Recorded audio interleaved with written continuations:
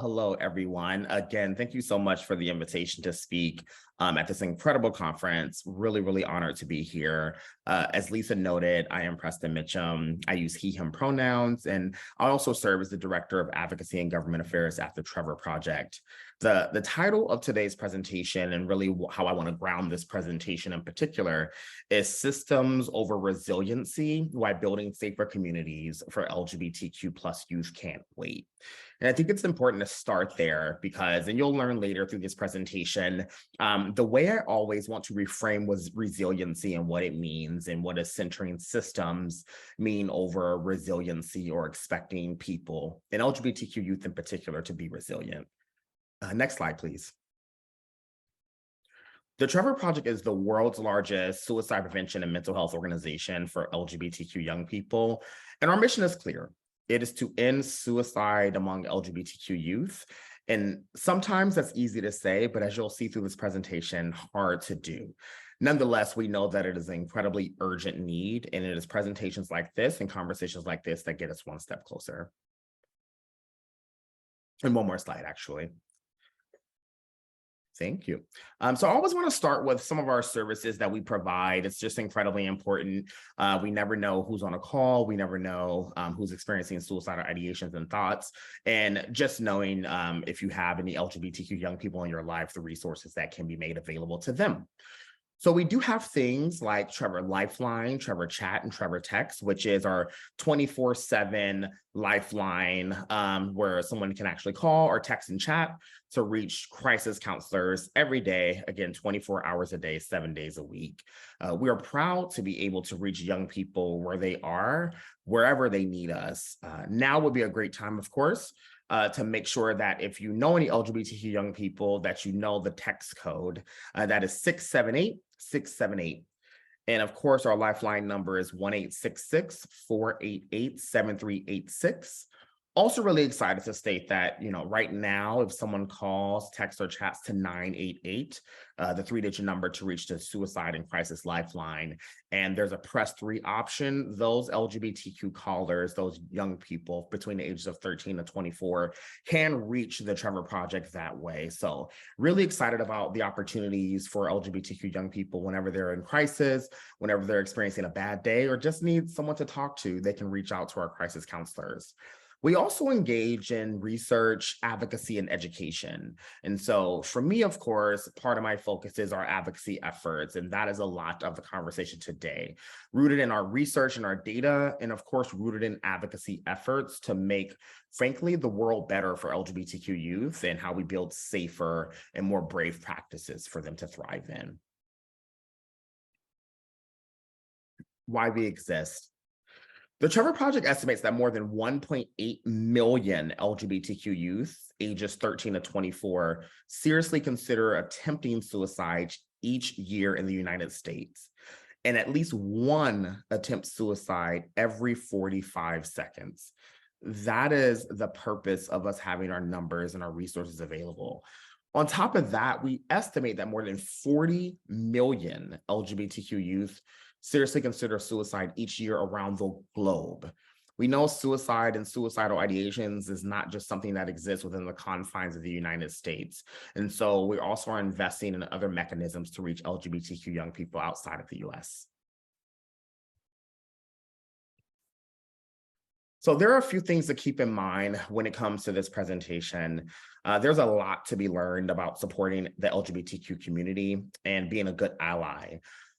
That is only the beginning, and we have to keep these conversations going outside of the virtual space, of course. And so when we actually do that, my goal for each and every one of us attending and listening on the session is to explore these topics, right? Beyond, and there's going to be a lot to explore beyond this session, of course. This, of course, is meant to give us common language and a knowledge base so that we can all better support the LGBTQ young people in our lives. The people, of course, in this virtual room, in this virtual space, will have different experiences and even levels of knowledge about today's topics. And some of you may be members of the LGBTQ community. Some of you may be wondering what LGBTQ even means really in the first place. All levels of knowledge and experience are important and are welcomed in this space. And so, of course, near the end of the presentation, I'm more than happy to take any questions. And I really hope you start to think of some questions because it's a lot to discuss. And always remembering, of course, that come with so much curiosity, and that is what I'm here to help us come through, or at least an understanding. And it's, of course, important to keep an open mind and non-judgmental throughout this training and any trainings and speaking engagements I do. I always just want to leave as much of an open space as possible for folks to process in real time or after the fact. So today we will learn a few things. One is the reasons LGBTQ youth of color experience more trauma symptoms in the first place. And that's, of course, when we're discussing this, we're discussing things related to mental health and suicide.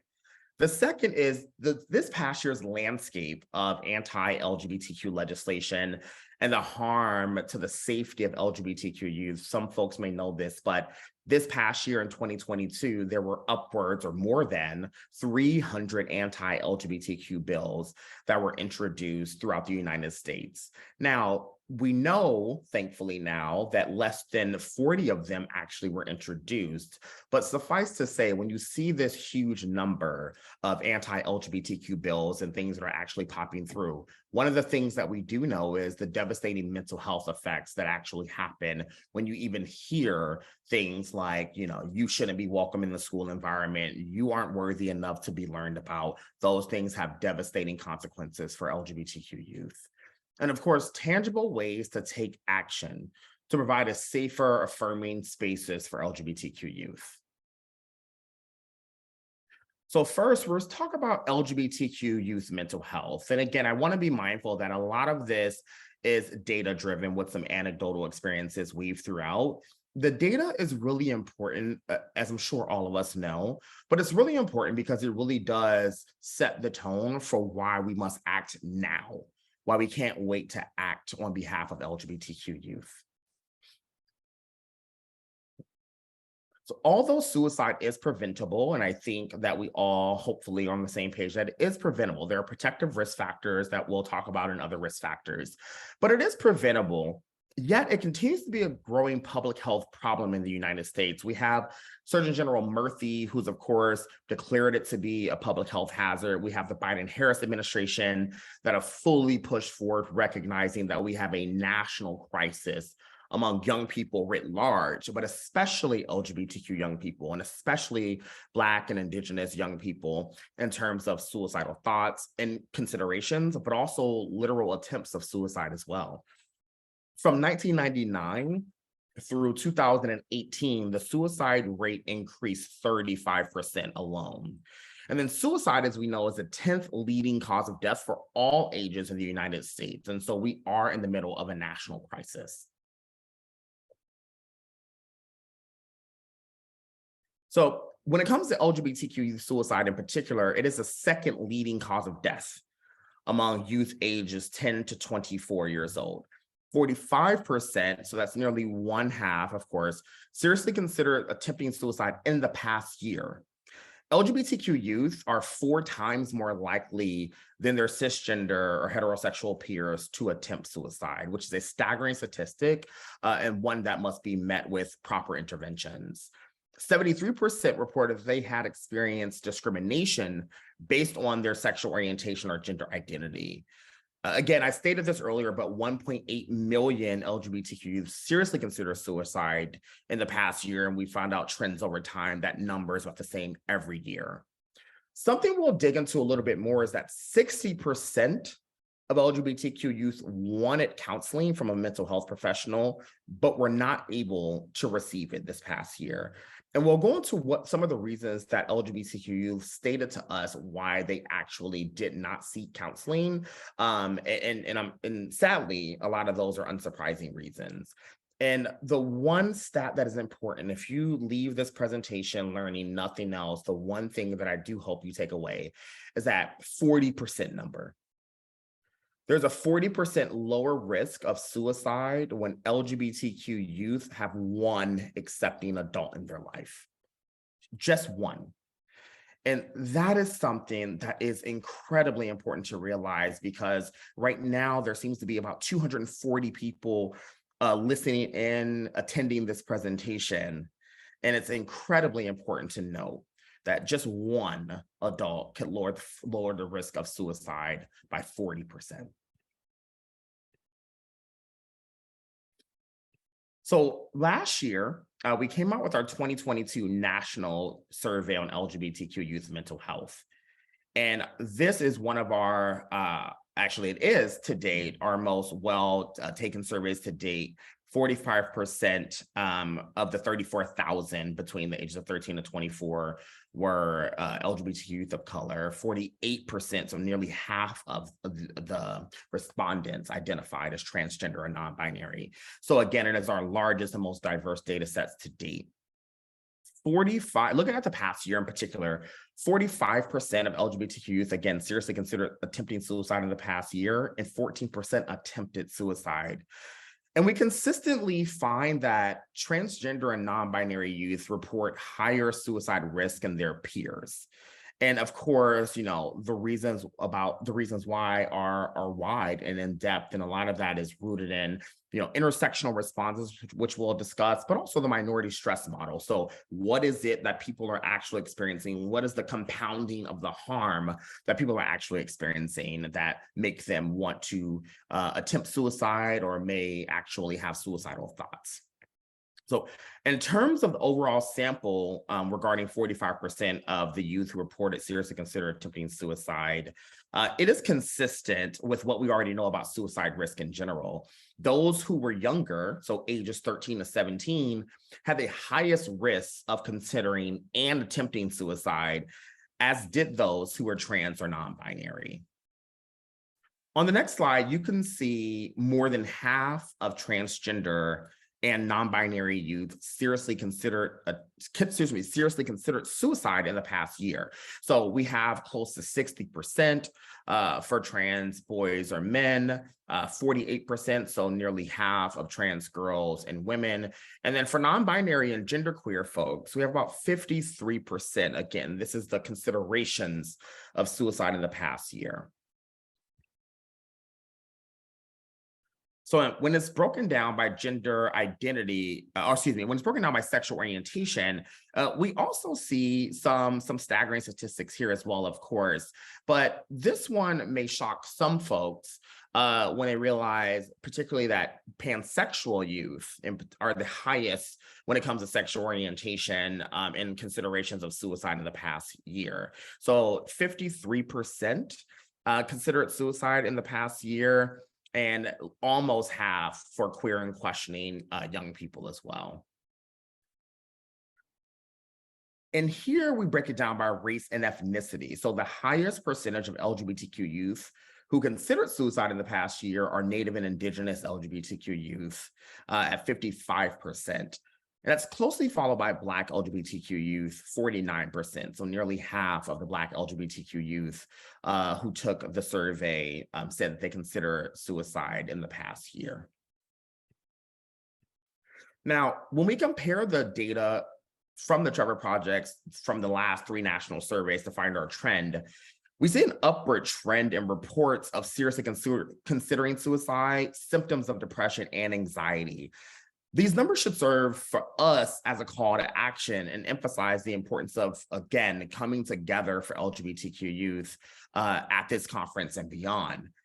We know, of course, that the impacts of COVID-19 and relentless political attacks during this time cannot be understated. Every day we saw a different version of attacks, whether it was in Florida or Ohio, my home state, or Texas or Mississippi, Alabama, South, and North Carolina, Arkansas, right? Unfortunately, an innumerable number of states where we just saw relentless political attacks be used against LGBTQ youth. And that had devastating consequences, which we'll discuss through some of our morning consult research. I'm just curious, right? So you don't have to unmute, but I do want to pause just to take some comments in the chat. What do you think about these statistics? I do know that there were some comments that were already coming through, but just to keep us all kind of interactive and in the same playing field, I just want to hear maybe from a couple or see from a couple comments in the chat at least. Like, what do you think about those statistics? Any shocks? Any surprises? Are you not surprised at all? So challenging, sorrowful, yet not surprising. Fairly surprised. The racists are fairly, even throughout all categories. Yep.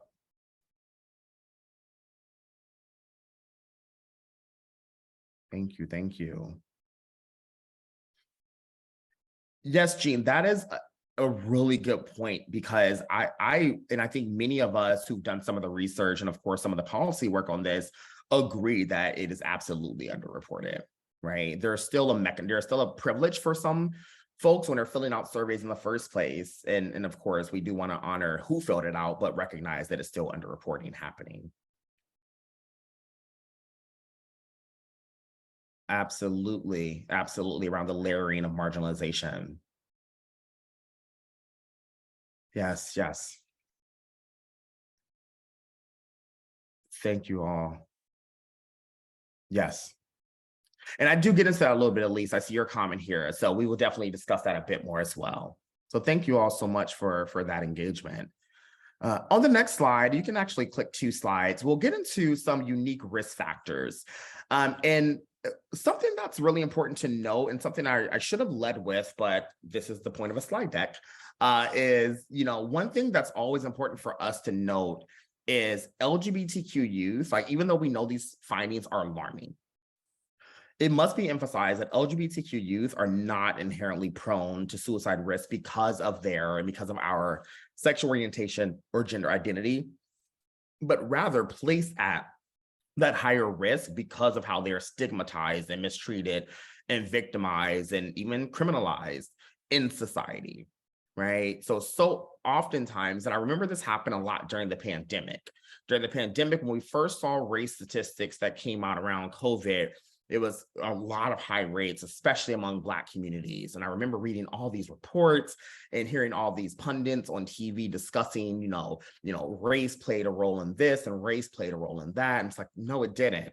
Racism played a role in that, right? And of course, that's connected to people's race, but when you just say race plays a role in that, it actually becomes blaming of particular communities as opposed to the systems that actually led to those devastating results.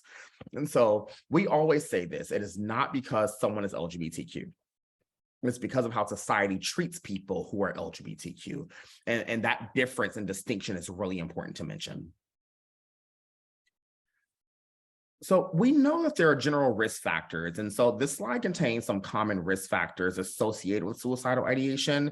So this list right here, of course, is by no means exhaustive, but it is meant to get our minds rolling on some of the risk factors that might be impacting our communities. Maybe someone is generally struggling with their mental health, or maybe they're experiencing homelessness or family crisis. The truth is that some of these risk factors present in our life, and it could put us in a higher category of suicidal ideations, but it does not indicate with absolute certainty that someone is suicidal. It is things to pay attention to, though, whether someone is a clinician, an educator, right? Like, how are we checking into our patients and our young peoples in schools, right? Like homelessness, their history, their academic pressures, whether there's a non-suicidal self-injury or a history of it in someone's families, right? And these things are, hard to break through, right? They're confidential. Young people have to trust you, but there are important general risk factors to pay attention to. There are also common crisis concerns. And so, here, of course, on this slide it's a list of common things that we pay attention to for LGBTQ folks generally, but especially LGBTQ young people. Some are made to feel like they don't fit into societal gender norms, right? It's not a person's gender identity that creates the risk, of course. Again, as noted, it is the way society responds to that. But it still can cause a person to experience a crisis, right? This is why, of course, it is so important for folks to respect all gender identities and expressions. Things like even pronoun use in the very beginning of a conversation is something that LGBTQ youth have said actually, stabilizes them and allows them to open up to someone because it feels like a safe interaction with someone. Another potential crisis concern is rejection, right? Family rejection, community rejection, administrator rejection, particularly very young folks who are not yet independent from their parents or guardians, especially when coming out, or as I prefer to say, inviting in to someone's lives as LGBTQ.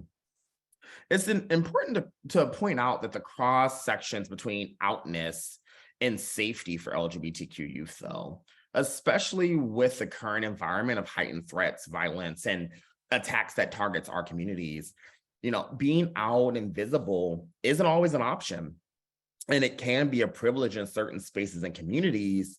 But it's important to mention how how everyone should be able to live authentically in their identity. But not everyone can do so without fear of threat or violence. And so, our role and our job is not to put the onus on those individuals. It is to put the onus on society so people can feel comfortable and safe to come out or invite in if they so choose. Another big crisis factor is LGBTQ related victimization. So just imagine waking up every day knowing that people like you are the victim of hate crimes across the country, that people who have similar identities to you are killed for no other reason than someone holds their identities. Growing up with that knowledge is what we call a developmental stressor. And it's unique to many ways, LGBTQ folks and Black, Indigenous, and other communities of color experience it in the United States. And as I oftentimes discuss, it is especially stressful for those who are at the intersection of those identities. So I want to note here, the importance of really understanding intersectionality beyond a buzzword. And I always must give so much credit and love to Black feminists and Black women who have really coined the term and made it what it is today. In fact, many people don't know this, but it is a legal term that was born out of a case called DeGraff and Reed v. General Motors. And in DeGraff and Reed v. General Motors was a Black woman, Emma DeGraff and Reed, who was really pushing forward, wanting to actually climb the ranks as a Black woman within General Motors. And, what her claim was, and she noticed that there were essentially like men and women being promoted to certain parts of, automotive factories or plants. And there were women who were being promoted to secretaries. But she didn't notice Black women being in those spaces. And so, interestingly enough, though, the court threw her cause of action out because what they were claiming to her was that, well, there were certainly, Black people who were in the automotive part. And her argument was like, yes, but they're men. And then, the court also said, well, there are, women who are in the secretaries and administrative assistants. She said, yeah, but they're all white women. And so what she was really trying to say was, I need to put my causes of action of race and identity together to prove my point that actually how I'm being discriminated against is because of my race and my gender, not one or the other. And the court threw out her complaint and many other Black women's complaint because they thought she and others would have to take two swings at the bat. And so they threw out her cause of action because they didn't want to recognize the intersectional experiences between race and gender. And so Kimberly Crenshaw, she was going through this case, she was thinking of a framing problem, an issue that, what the court didn't see, what the judge didn't see. And what they didn't see was the issue of an intersection, right? Because that's where the problems connected, right? At the intersection, a race road and a gender road, and they met, right? Which formed the devastating consequences against Emma DeGraff and Reed and other Black women. I say that here because it is important to note that what we're discussing when it comes to intersectionality is not only a community concern, it's not only a concern with humans, it is actually a policy concern, it is a legal concern. And that those things impact LGBTQ young people, especially BIPOC LGBTQ young people, as we are having and as they are having developmental stressors.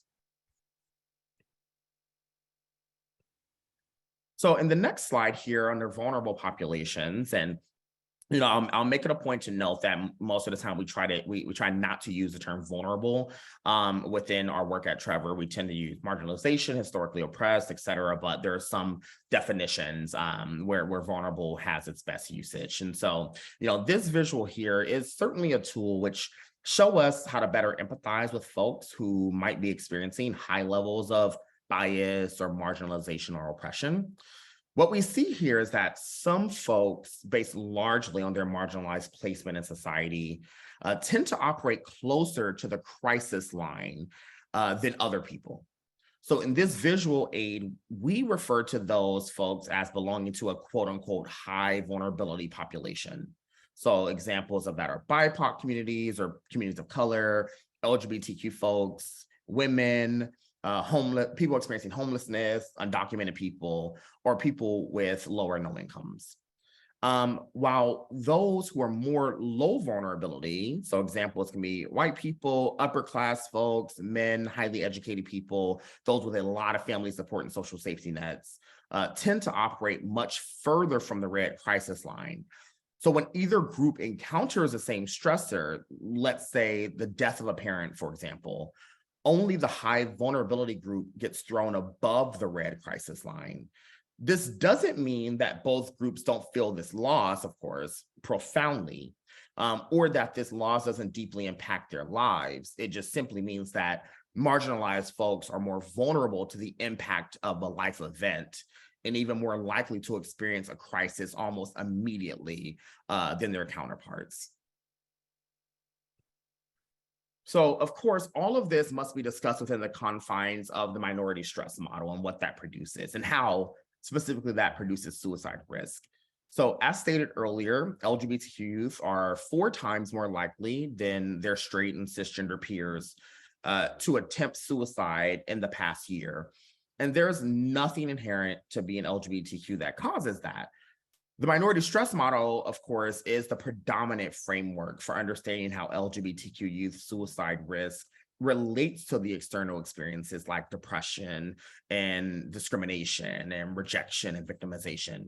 And those then results in the internalized feelings of stigma, of shame, of rejection that we feel for ourselves. And that in and of itself can increase suicide risk. We also know that minority stress can be persistent and problematic for those who occupy multiple marginalized identities. Again, going back to the concept of intersectionality, if you feel like you're experiencing attacks from so many ends of spectrums, all of that compounds within you, right? And develop these unique stress factors. And of course, you internalize some of the trauma, some of the harm, hurt and abuse. And that, of course, makes up parts of the minority stress model. As noted earlier, one of the most devastating even statistics that I remember reading in our report was, again, the 60% mark, right? So 60% of LGBTQ youth who wanted mental health care in the past year could not get it. It's not only heartbreaking, it is infuriating. And if we go to the next slide, we'll see some of the barriers to care. And some of those barriers to care are the reasons why LGBTQ youth wanted mental health care but weren't able to get it.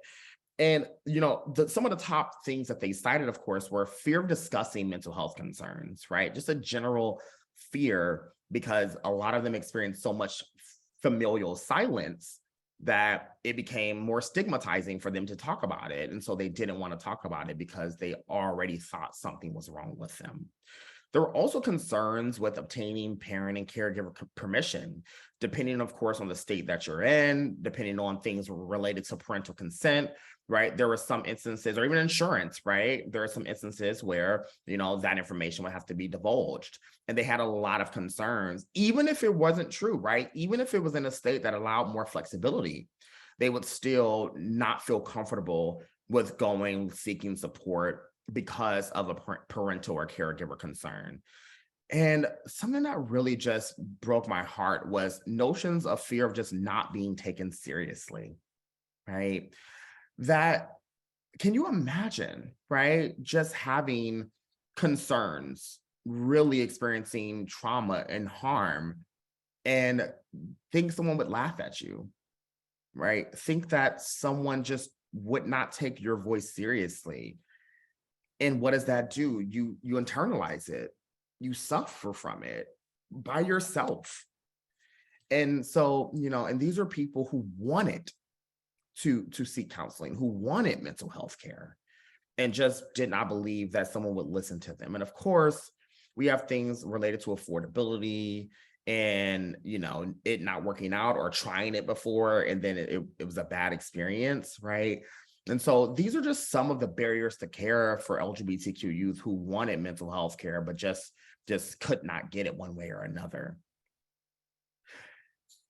And I think this is something that, of course, we know, but LGBTQ youth also didn't feel their providers would understand their culture, by race and ethnicity, especially. And of course, there are some ebbs and flows here, depending on the percentage, right, and depending on the cultural context of by which someone would seek consultation from a provider or something by a provider. But we still see high rates here, especially according to the slide, among Middle Eastern and Northern African communities and AAPI communities. We really saw a lot of LGBTQ youth who made up those populations just said that providers wouldn't understand them. They wouldn't understand their race, they wouldn't understand the familial structures, how they actually talk about things, or frankly, may not have had the linguistics training or forms to fill out that they could actually read or interpret, right? Because a lot of this still must be linguistic justice incorporated with it. And so they just said that they wouldn't understand them in multiple contexts. And, but again, it's just devastating to think about the fact that we know youth who will need counseling, who will need to go to the doctors, who will need to talk to providers, and to just not feel safe in those environments. It's truly heartbreaking. We must also recognize that LGBTQ young people face stressors simply, again, for being who they are that their peers never have to worry about. So across this entire board, LGBTQ youth who experience anti-LGBTQ victimization included being physically threatened or harmed or discriminated against or subjected to even conversion therapy, reported more than twice the rate of attempting suicide in the past year compared to those who did not have any of those anti-LGBTQ experiences, right? So it's important to note there's a direct link between the anti-LGBTQ experiences and attempting suicide in every year, right? And again, these are trends year over year. So that's important to note that if people are discriminated against on, or subjected to conversion therapy, or may experience anti-LGBTQ victimization or hate crimes, they're likely to attempt suicide. And I think the logic is there, right? I think it makes sense that if someone does not feel a safe environment is created for them, then why, right? And so it's up to us, I deeply believe, up to all of us to make sure that there's a sense of protection, of belonging, of affirmation. One of the things I remember when I was thinking of, when I was coming out, again, I'll use that language because it's more popular, but I really mean inviting in.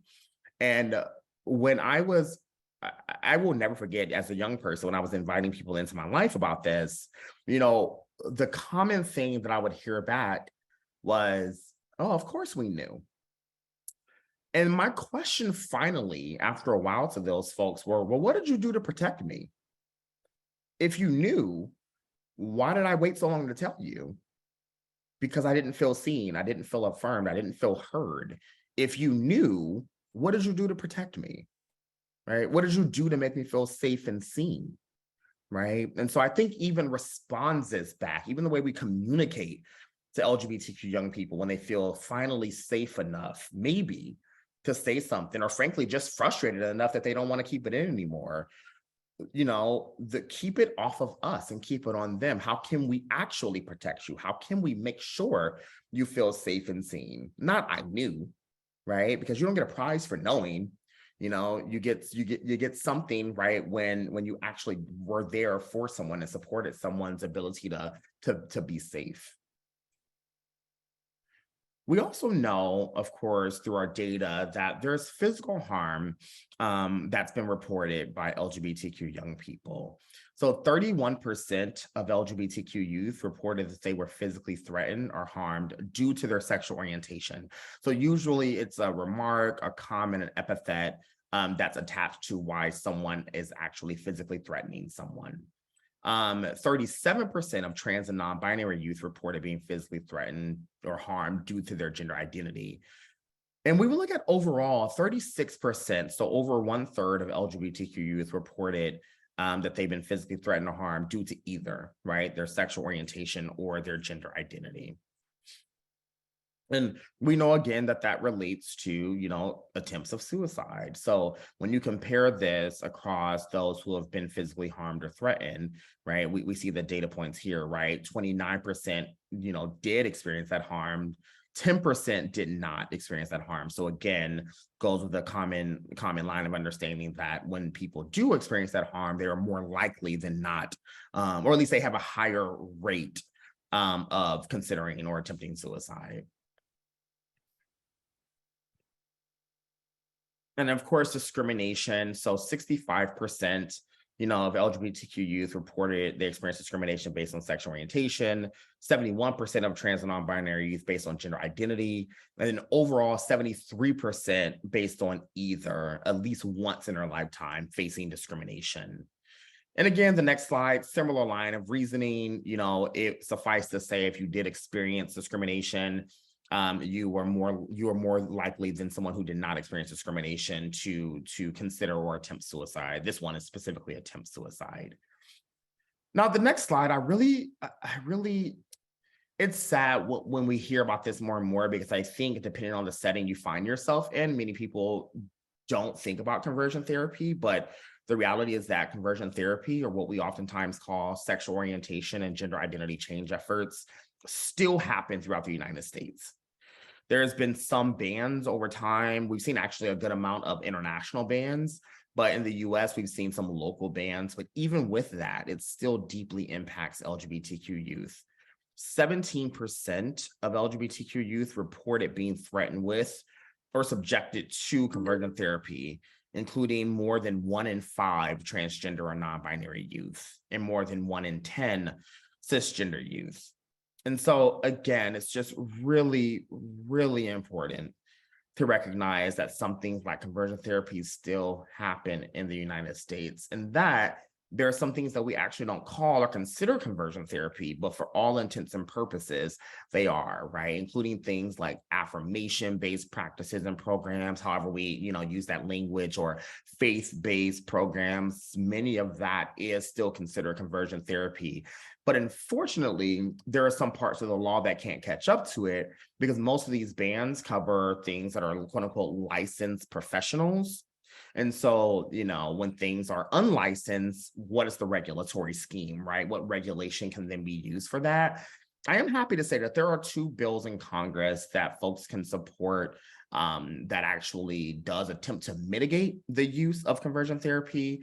One is the prohibition of Medicaid funds for conversion therapy. So if someone is a therapist, a psychiatrist, et cetera, and they are thinking of using conversion therapy as a practice or conversion practices, they, making sure that someone cannot use Medicaid funding to pay for it, right? Which does protect many people who are lower and no incomes. And then there's one actually prevention of Therapeutic Fraud Prevention Act, calling conversion therapy therapeutic fraud, and making sure that no one can actually use that as a practice, right? As a therapeutic quote unquote practice. And so, happy to provide any more information about those 2 bills. They will be reintroduced in this Congress. And so, there's a lot more work to do, but it's still devastating that conversion therapy is a practice that still happens across the world, but also definitely in the United States. And when it comes to conversion therapy, again, similar to most line of reasons, of course, 28% of those who can attempt suicide have been subjected to conversion therapy. So actually undergone conversion therapy. You have 27% who were threatened with conversion therapy, and then 11% were not subjected or threatened with conversion therapy. And so again, the higher the numbers were for subjecting or threatened with it versus those who were not subjected or threatened with it. Of course, there's also trauma and suicide risk, both generational and collective, but also individual trauma. So we know individual trauma happens when someone is physically or emotionally harmful, or experiences a physically or emotionally harmful event, or a series of events when it's experienced by a person and has a lasting effect on someone's well-being. So things like conversion therapy, right? Things like hate crimes or being victimized. This means that experiences of discrimination or that threat or harm may be that individual trauma, and a lot of it is rooted for queer and trans people is rooted in our sexual orientation and gender identity. And research, of course, has found consistently that LGBTQ youth who report increased experiences of trauma-related events, right? And those trauma-related events being deeply connected to someone's sexual orientation and gender identity. So when it comes to, again, next slide, please. So of course, when it comes to these trauma symptoms, right, we know that, there are a higher percentage of trauma symptoms, right? So the percentage of LGBTQ youth who reported a suicide attempt also, of course, reported having higher rates of trauma symptoms. And then again, you go down to lower moderate or none. And that's also when reports of suicide attempts are also decreased. So symptoms of trauma, again, were also higher among LGBTQ youth of color, multisexual youth, and trans and non-binary youth. So if you see the slide here, of course, if you read from left to right, we'll see again that the percentages are higher again among trans boys and men. And then, of course, non-binary folks and trans girls and women. And for percentages of rooted in race, or related, I should say, to race, again, Native Indigenous communities and Middle Eastern and Northern African communities as well. And this is when you also see some increase around multiracial young people. So someone who has more than one race or ethnicity, we also do see symptoms of trauma that are increased over time for those young people as well. So impacts of current events. So I started mentioning COVID-19 a little bit, but also really important to know that 56% of LGBTQ youth reported that their mental health was poor most of the time or always due to the pandemic. And that included more than 3 in 5 transgender and non-binary youth and nearly half of cisgender youth. Across Trevor's 24/7 crisis services, we heard from young people who lost access to many vital support systems, right? So if they had an affirming school, they weren't going to the school environment anymore. So, they lost that support system. If they had friends and peers within the school system, they lost that support system, right? So many of them then were confined to unsupportive homes or other environments, and then sometimes also losing loved ones. And so not only were they experiencing the pandemic, and remember 2020 for many people was the height of racial justice uprisings and reckonings. So they were experiencing the pandemic, experiencing police violence, and also being stripped of their supportive environments, which of course take years to unpack and unfold. And of course, all of this is to say that even before the pandemic, right, there were still other pandemics, there were still police violence, and for many people, there were still unsupportive homes. They just had a getaway, so to speak, in a school environment. So COVID-19, of course, did a number on many communities, and arguably continue to do high numbers in many communities. Now, we saw last year in 2022 record numbers of anti-LGBTQ legislation and attacks. More than 300 bills were introduced across the United States, and most of which specifically targeted trans and non-binary youth. Our polling found that 85% of trans youth said that debates around anti-trans laws negatively impacted their mental health. And of course, our 2022 national survey released last May found that 93% of trans youth were worried about trans people being denied access to gender-affirming medical care and trans-related medical care due to restrictive state and local laws. And so really important to note that young people were paying attention to the wave of anti-LGBTQ legislation, and that had a direct impact on how they experienced themselves and how they navigated environments.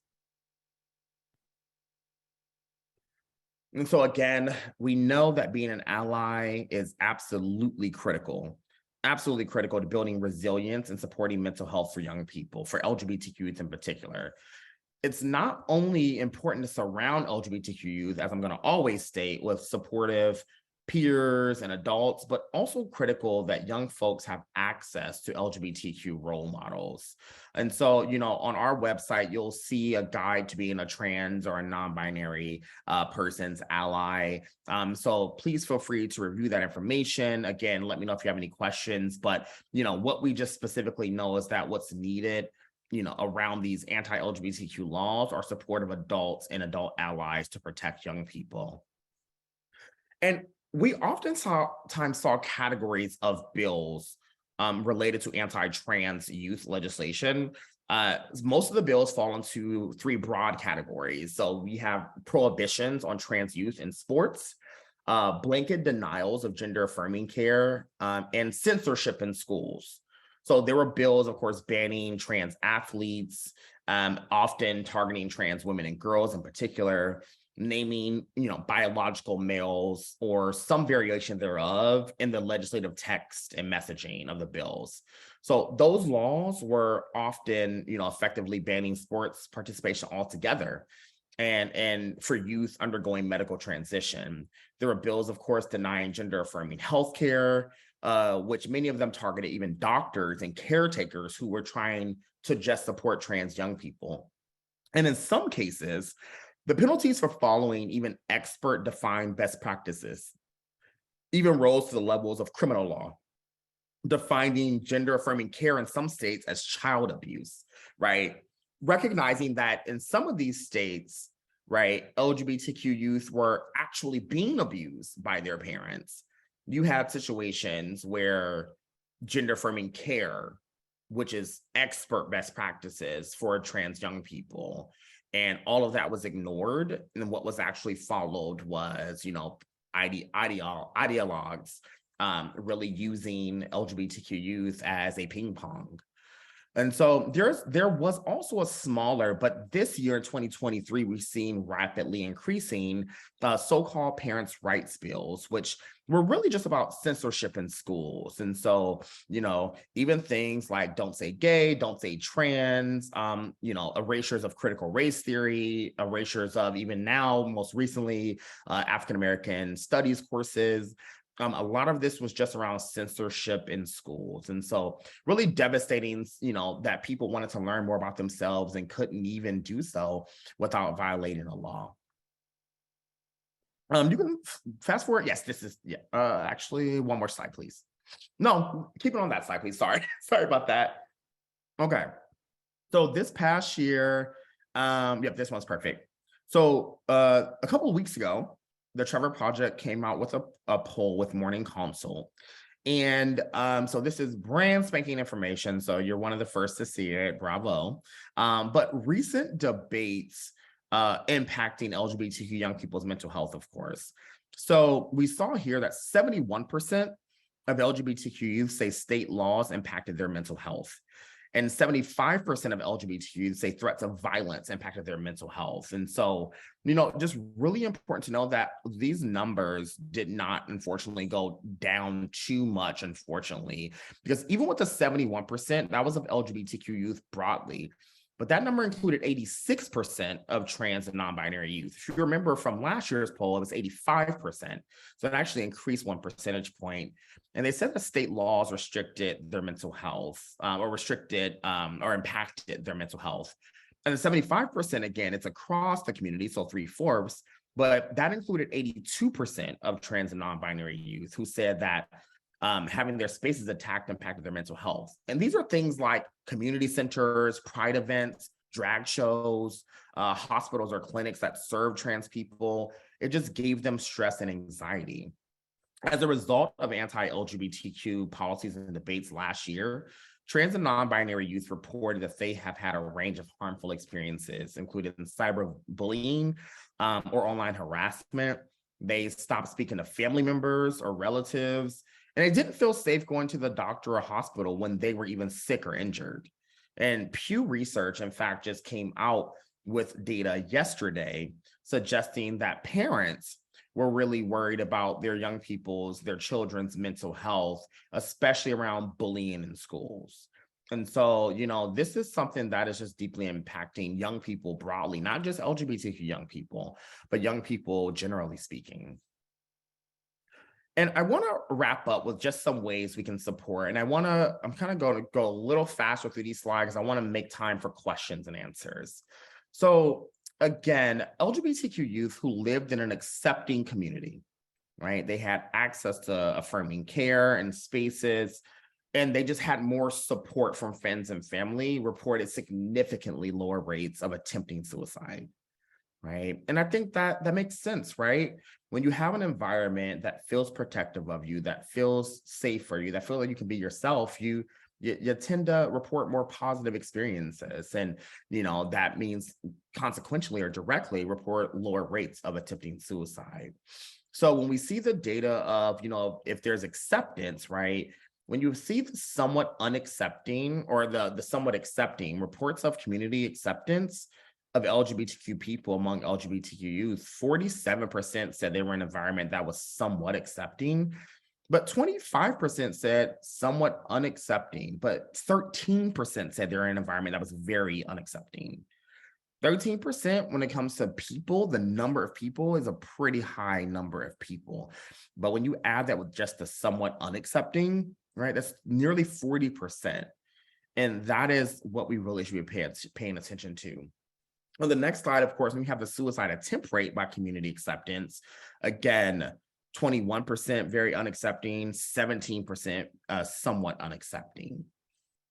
When it comes to access to affirming homes and schools, again, people, LGBTQ youth who identified that safe space, 55% identified school as that safe space, right? And so again, and then 51% at the bottom, of trans and non-binary youth reported home or school as a gender affirming space. So again, we still see that, again, it goes back to the purple slide to say that when you had more affirming spaces, you were less likely to report rates of attempting suicide. Then again, the next couple of slides takes you through that same line of reasoning as well in terms of the importance of affirming spaces and social support. It's always important, again, to note the importance of LGBTQ representation and advocacy as well. 89% of LGBTQ youth reported that seeing LGBTQ representation in TV and movies made them feel good about themselves, right? So you had the celebrations of Lil Nas X, of even older LGBTQ people like Billy Porter, like many people, when they were able to actually see those representations, they were able to feel good about themselves because they saw people who were LGBTQ and thriving, right? As opposed to, the counter, right? Like, as opposed to just seeing us in our dismay, in our defeat.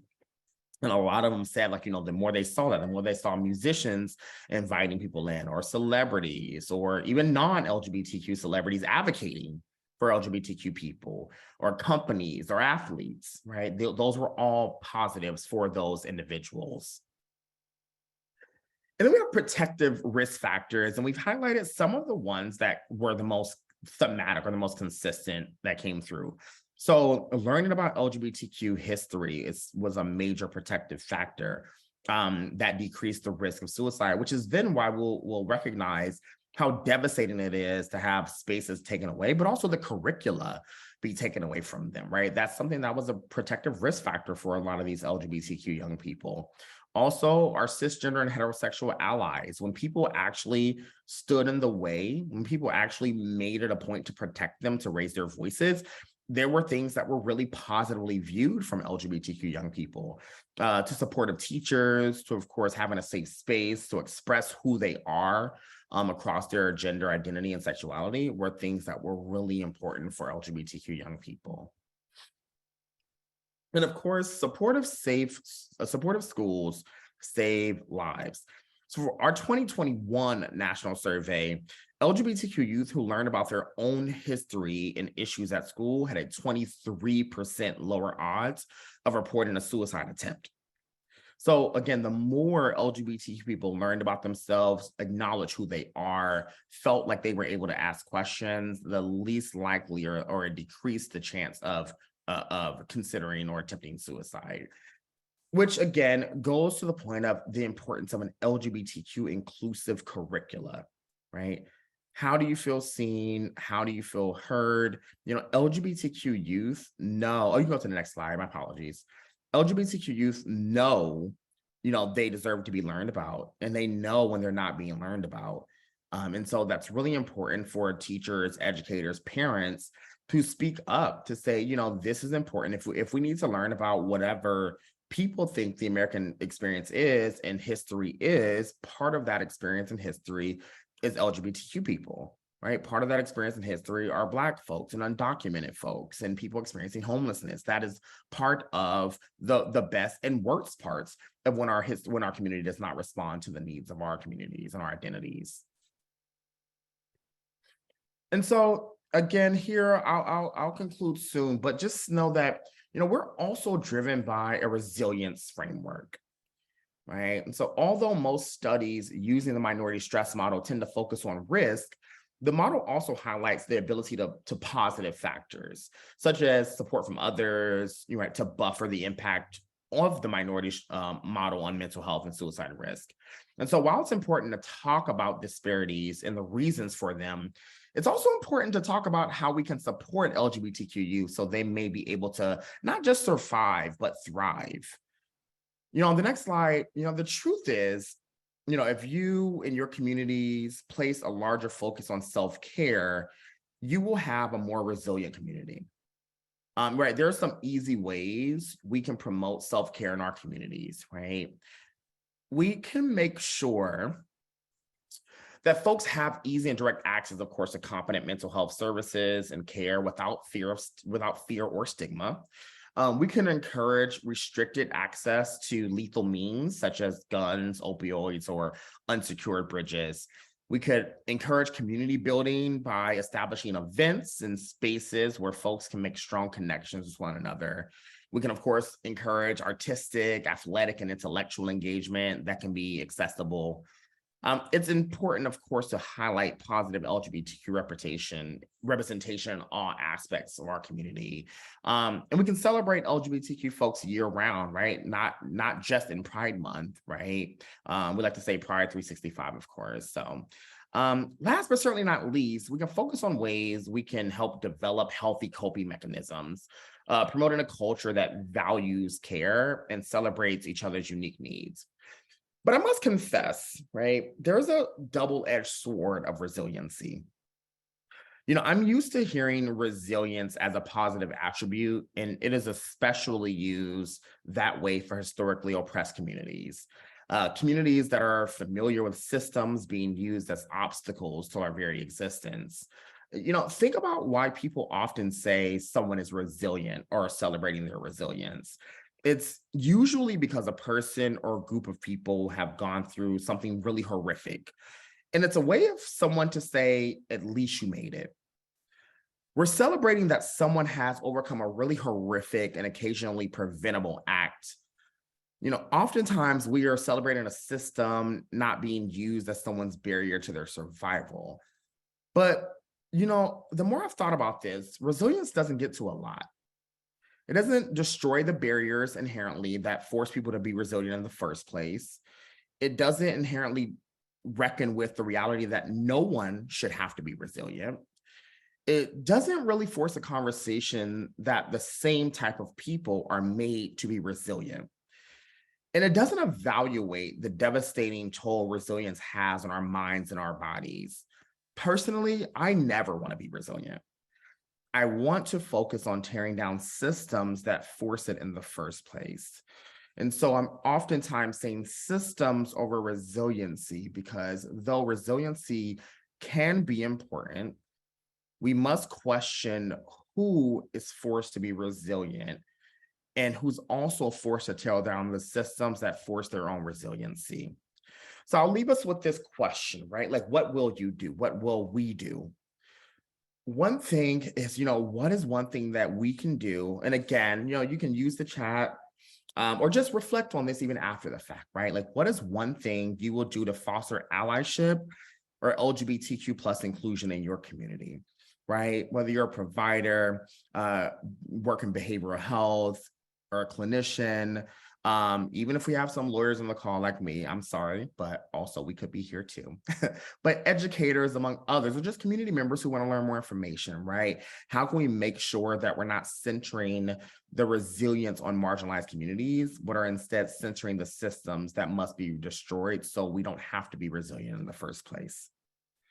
I really thank you for your time today. I am so happy to answer any questions that you all may have for me, and thank you for listening. Oh, thank you, Preston. What an amazing trove of data you've got there. And thank you for kind of unpacking it and slicing it and into digestible pieces for us. There's just so much there to try to get our heads around. I know one question that folks will be asking, will you be able to share the handouts from that with us, or at the very least, maybe you could type in the link to where we can find the report online. But if you're able to send us the PowerPoints, we'll post them on the website for the conference, which would be fantastic. I know I've seen that the survey results are easily found online, so if you could direct us to that would be great.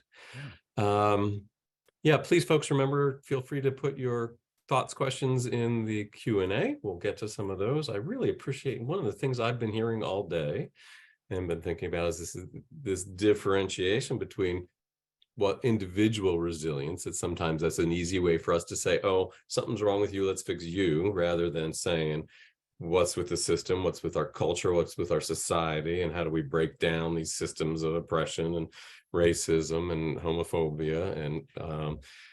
And so thank you for reiterating that really important point for us. Any more thoughts you have on how to do that are fantastic. I also, before we go to the questions too, one of the things that I want to pay attention to too is you've spoken so well about young people, and a lot of folks here, we have 2 tracks that have come to think about the workplace too. All these young folks grow up and end up in workplaces, right? Thoughts about, is it just obvious that it translates in the same ways to the workplaces? Thoughts about? Yeah, maybe it shouldn't be as obvious, but or maybe it should be, frankly. but yeah, it does translate. But the sad thing, probably unsurprising again, is that there, unfortunately, right, like work is a microcosm of society, right? It is truly, just like school is a microcosm of how people are experiencing people in society. And so you do have many people who do come into the workplace naturally with preconceived notions around LGBTQ youth, right? I tell people, like, I'm queer for pay. Right, like I get paid to do work on behalf of LGBTQ people, but that is not the case for many people, right? And even organizations that are queer organizations have work to do when it comes to race and ethnicity and other, right, like in disability, et cetera. So none of this exists in a vacuum, certainly. But the reality is that a lot of these things can be supplemented in the workplace as well, because we do see, unfortunately, right, that LGBTQ people still experience trauma in the workplace, right? Still have the protective factors they can experience, right? Not every environment has what they call, right, employee resource groups or affinity groups or employee impact groups. Yep. So there are certainly different factors there that translate over. But the reality is that, and the regrettable truth is that many LGBTQ people still experience harm in the workplace. And I think the older people become, it probably gets a little bit more frustrating, right? Because just like you're a child or a young person, and you spend most of your time in school, right? For most people, for many people, just like in the workplace, when you're an adult, you spend the vast majority of your time in the workplace. And so, those places should still be safe and affirming for many communities. And I think, we started to see some semblances of that over time, depending on like where we are. So 2020, for example, many companies started to, do a lot more work for Black people, Black youth, Black adults. But unfortunately, also, like later that year, the next year, we start seeing the first jobs where people were being laid off from were jobs related to diversity, equity, and inclusion. And so a lot of it is still a very short memory, a short time frame of, this work is long and it's a lifetime, right? And so, for many people, if they're trying to implement systems within 6 months, they're going to be sadly mistaken. And in my experience, I do a lot of trainings for workplaces as well. And in my experience, unfortunately, that is what happens. It's like a quick shift to try to make change, to genuinely want to make change. And then there's nothing in place to actually make sure that change is substantive enough to last throughout. Right. It's a very it's a Band-Aid fix. And so, yes, what we see in the school environment, we do see, unfortunately, translate into the workplace as well. Yeah. Yeah. Helpful thoughts. Particularly, I appreciate the rise of some of the resource groups, the affinity groups and stuff, and some of the schools, colleges, workplaces too, as one of the easily kind of reachable solutions. Number of questions, thoughts here. One from one of our colleagues who works in a building that has been inundated with safety threats for the past several months because of misinformation spread about their well-known gender-affirming care program. It's of course been unsettling for the patients. It's taking a huge psychological toll on the staff, many of who've had their homes and offices threatened, from doctors to therapists, front office staff, security. I'm thinking a lot about how the stress of these providers are carrying is impacting their care. What can be done? Any thoughts about how we help support the workforce who are also taking some of the heat around this in their efforts to care and support people? Yeah, I think this is a question that I actually get often, mostly from people in the workforce capacity and also teachers who actually do want to speak up and speak out against a lot of the harmful laws. And the reality is that it's tough, right? Because I think some of it is like a personal understanding of where you are, right? And where you can actually give support and where you can't, right? So there are certain educators, right? The way the laws are written in some places are that if they actually do support you, they can lose their jobs immediately. And so a lot of it, and there are some teachers, again, some educators who've decided to still speak out and risk that, right? And that's not going to be the case for everyone, right? People have families and other, people they need to take care of. And so a lot of it is certainly like a personal reality of what you have to kind of deal with or work through.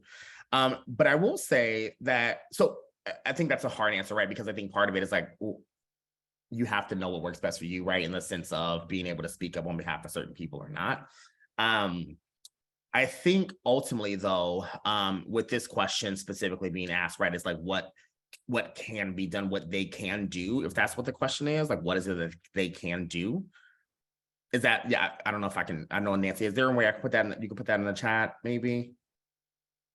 Or question, Nick, if Nancy raises her hand, could you unmute her? Yep, give me 1 second. Yeah. Don't want to put you on the spot there, Nancy. That's okay. Can you hear me now? Yep. Hi, yes. Hi. I'm so sorry. My daughter just called from her school, and so I'm trying to listen, but I missed the question. Would you repeat it? No, it's okay. No, my question back actually was just more so, are you specifically asking what they can do? Like what can people in the workforce do when they're experiencing, so much safety threats, et cetera? No, it's not that's a great question. It's not as much that, because I think we have lots of ideas about that. I used to work for the trauma center and I'm here. So we are doing a lot to support the, bringing in groups, doing the therapy dogs, all those kinds of little things, but it's not letting up. And as you're talking about, the culture of this isn't letting up. And so people are sort of looking down this road of how long are we going to be able to do this? And I just sort of, I guess it's more of an existential question, right? Like I just keep thinking about like, what can we do to stop this and turn it around and try to help people feel like they have hope? Yeah. Oof. I don't think I have the best answer here. Yeah, if I'm honest. sorry, Yeah. it's a question. No. question. But I think that is the question though, honestly, right? Like I that's just the reality. I think that is the question. Like, what do you do to actually build hope when people become hopeless? Right. Like I think the reality, right? Like most of the work that we do on behalf of LGBTQ youth, from my context, are people who no longer feel hope. Right. So right. Like, what do you actually talk to them about? How do you make sure? And so, I mean, this is for us. I mean, it's easier said than done in the sense that, we do ask them and it's very individual, right? So it's not collective in that sense, but we do individually ask folks like, what brings you joy, right? What brings you peace? What are the things that you like to do or see? Now, these are obviously young folks who, may be experiencing a suicidal crisis. right? So we're attempting to have longer conversations just so they can actually like see that there may be more positive attributes that they can't experience in the moment when they're experiencing their crisis. But again, I know this is not an answer, but I do think it relates to it's just your question, right? And that is the existential question, right? Like, Yeah. how do you actually build hope for when we see constant attacks happening? Right. I think I have a better answer, like politically, at least, or like policy wise. But I think your question is more of like it's a culture community question. Yeah. And so I think part of that is like, yeah, there are culture shifts that need to happen. There are community connections that need to happen. And those things that we know do not happen overnight. But what we do see happening almost all the time, frankly, are attacks. And Right. so sometimes it just gets exhausting. And I really just want to say I hear your question, and I just wish I had the best answer for that, because I do think that is the question. Yeah. You know, Thanks that, for holding space for it, though. I Yeah. appreciate that. yeah, and as I think about all that you've been talking about, and thanks for that question, Nancy. Also, I think about what Dr. Butler Barnes was saying at the beginning of the day about, activism, about these things coming together, which lead often to activism for people, which helps us feel like, I mean, we're fond of saying around our place, we may be vulnerable, but we're not helpless. There are things that we can try to do, and that maybe it's a, message to all of us to, give voice to the things that are important to us and keep doing it and to keep doing it. In the bigger, you mentioned in the political realm, as well as, our local ones as well. Let's take one more question on this, and then we're going to switch focus a little bit to trying to wrap up for the day and try to bring some of these threads together from these amazing conversations today. But one of the specific questions for you here, Preston, was how can we as clinicians balance the need for protecting the safety of our LGBTQ plus youth with their right to privacy? For example, how to handle a situation where youth was experiencing a safety risk, but in responding to it, there's a chance of outing them or, to unsupportive people or systems. Yeah. Any thoughts about how to balance that? I do. And so one, I think it just depends like what your legal responsibility is, right? Like depending on what position you're in, there is a legal responsibility there in terms of mandated reporting. I will say I am very, very particular to protecting the privacy of LGBTQ youth in whatever way that I and we can. And I think so often, so I think that is the general rule, right? Like I think certainly, of course, there are some exceptions that may break that rule, but I think the general rule is always at all possible, keep that trust, because once that trust is broken, right? Like it's hard to get it back from an LGBTQ young person. And so, right, if an LGBTQ young person is inviting someone in to talk to them about like different things, even if they may be experiencing, right, bullying, et cetera, right? I think they have to be safe. They have to feel safe enough for them to decide whether they want you to escalate it further.